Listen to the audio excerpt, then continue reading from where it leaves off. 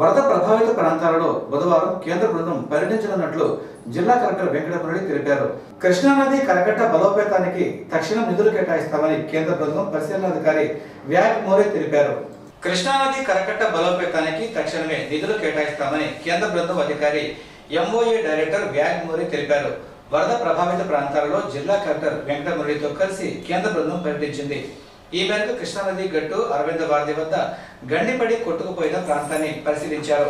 వరద విపత్తుకు చిక్కుకున్న కొల్లూరు, బట్టిపోలు, రేపల్లె మండలంలోని లంక గ్రామాల్లో కేంద్ర బృందం విస్తృతంగా పర్యటించింది.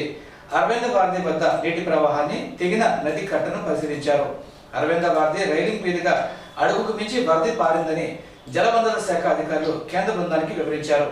చింతలంక, పెదలంక గ్రామాల్లో వరదకు మునిగిన గృహాలను, దెబ్బతిన్న రహదారులను పరిశీలించారు.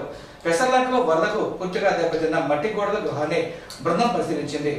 బట్టిపోలు మండలం ఓలేరు తూర్పుపాలెం వద్ద బలహీనపడి లీక్ అవుతున్న కరకట్టను బృందం పరిశీలించింది. రేపల్లి మండలం రాబి అనంతపురం గ్రామం వద్ద బలహీనపడిన కరకట్టను కేంద్ర బృందం అధికారులు పరిశీలించారు. కేంద్ర బృందం వెంట జిల్లా కలెక్టర్ జె వెంకటమురళి, జిల్లా సంయుక్త కలెక్టర్ పరకర్ జైన్, ఆర్డీఓలు సూర్యనారాయణ, హీరాశాలను, వివిధ శాఖల జిల్లా అధికారులు తదితరులు పాల్గొన్నారు. In the coastline, so we frequently face the cyclones and floods. And sir, our Krishna River flows in this district 67 kilometers. 67 kilometers. So totally there are 6 assembly constituencies and 1 parliamentary constituency, which is called Bapatla Parliamentary Constituency.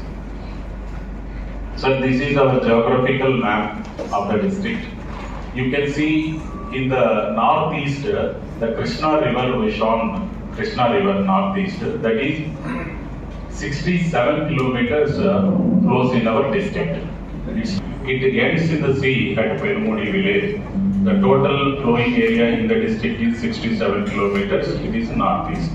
So in the southeast, we have the Bay of Bengal, which is 74 kilometers of coastline in the district. Those are in the water bodies only for the district. So this is showing that from the irrigation and river conservation department, these are the day 100 mm, which is 175 put together in 3 days of span. 3 days of span. So this is also one of the heavy waters from the Krishna River, which are flowing from Karnataka and Maharashtra. Their sugar levels may reduce and they may be in danger. So ऐसा सोच के पहले ही उनके my district magistrate along with my SDM, my sub joint collector, we are serving the fruit for them. Cabinet ministers visiting the centers, relief centers, medical camps also. Because of that, sir, before in the 2009, sir, what I said, in 10.4 lakhs only Repale was inundated completely.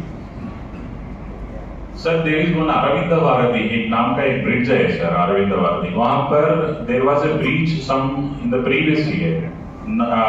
Before this flood, some 2 months before, we have also strengthened that bridge, but during this flood this was again breached there, sir. So these are some works, sir, finding out the leakages from the river bank. So this is our work, how to arrest them. Up to Chief Minister, we have the data. So how much turmeric is there, how much paddy is there. So we book into this. Whenever this kind of calamities comes, we go believing on that software only. That. And to tie up with the market also, to tie up with insurance also, we this is the data. This is the data, online data. భారీ వర్షాలకు దెబ్బతిన్న ఎస్టీలకు నిత్యావసర సరుకులు అందించినట్లు సినీ దర్శకులు దిలీప్ రాజా చెప్పారు.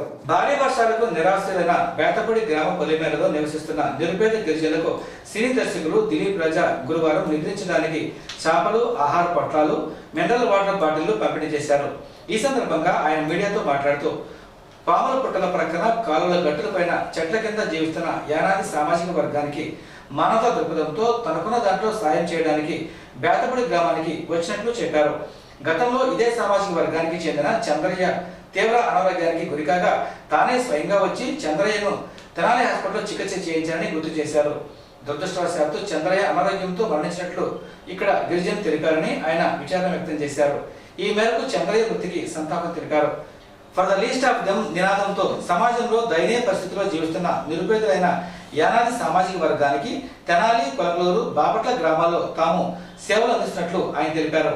ఈ నెల 14వ తేదీన నిర్వహించే జాతీయ మెగా లోక్ అదాలత్ను కక్షిదారులు సద్వినియోగం చేసుకోవాలని senior civil judge T Venkateswarlu సూచించారు. రాష్ట్ర న్యాయ సేవాధికారి సంస్థ, ఆంధ్రప్రదేశ్ జిల్లా న్యాయ సేవాధికారి సంస్థ గుంటూరు వారి ఆదేశాల మేరకు ఈ నెల 14వ తేదీ రెండవ శనివారం మండల న్యాయ సేవాధికారి సంస్థ రేపల్లె ఆధ్వర్యంలో స్థానిక సీనియర్ సివిల్ జడ్జి కోర్టు ప్రాంగణంలో జాతీయ లోక్ అదాలత్ జరుగుతుందని రేపల్లె మండల న్యాయ సేవాధికారి సంస్థ chairman senior civil judge T Venkateswarlu గురువారం ఓ ప్రకటనలో తెలిపారు. కావున కోర్టు పరిధిలోని కక్షిదారులు ఈ జాతీయ లోక్ అదాలత్ నందు రాజీ పడదగిన క్రిమినల్ కేసులు, సివిల్ కేసులు, చెక్ బౌన్స్ కేసులు, ఎక్సైజ్ కేసులు, కుటుంబ తగాదాలు, ప్రీ లిటిగేషన్ కేసులు తదితర కేసులు రాజీ మార్గం ద్వారా పరిష్కరించుకోవచ్చని తెలిపారు. తద్వారా కక్షిదారులకు సమయము, ధర్మం ఆదా అవుతుందని తెలియజేశారు. కావున కక్షిదారులు ఈ అవకాశాన్ని సద్వినియోగం చేసుకోవాల్సిందిగా న్యాయమూర్తి కోరారు. విద్యార్థులు పౌష్టికాహారంపై అవగాహన కలిగి ఉండాలని అంగన్వాడీ సూపర్వైజర్ జ్యోతిలక్ష్మి తెలిపారు. పౌష్టికాహారంతో రక్తహీనత తలెత్తకుండా ఉంటుందని అంగన్వాడీ సూపర్వైజర్ బి జ్యోతిలక్ష్మి అన్నారు. పౌష్టికాహార మాసోత్సవాల్లో భాగంగా ప్రజ్ఞ హై స్కూల్లో విద్యార్థులకు పౌష్టికాహారం మీద అవగాహన కల్పించారు. ఈ సందర్భంగా ఆమె మాట్లాడుతూ చిరుధాన్యాలు తీసుకోవడం ద్వారా పౌష్టికాహార లోపాన్ని అధిగమించవచ్చని అన్నారు. పౌష్టికాహారం విటమిన్లు ఏ పదార్థాల్లో ఉంటాయి అనే విషయాల మీద వాటర్ అండ్ శానిటేషన్ గురించి క్విజ్ పోటీలు నిర్వహించి బహుమతులు అందజేశారు. ఈ కార్యక్రమంలో ప్రధానోపాధ్యాయులు కెవి రమేష్ తదితరులు పాల్గొన్నారు.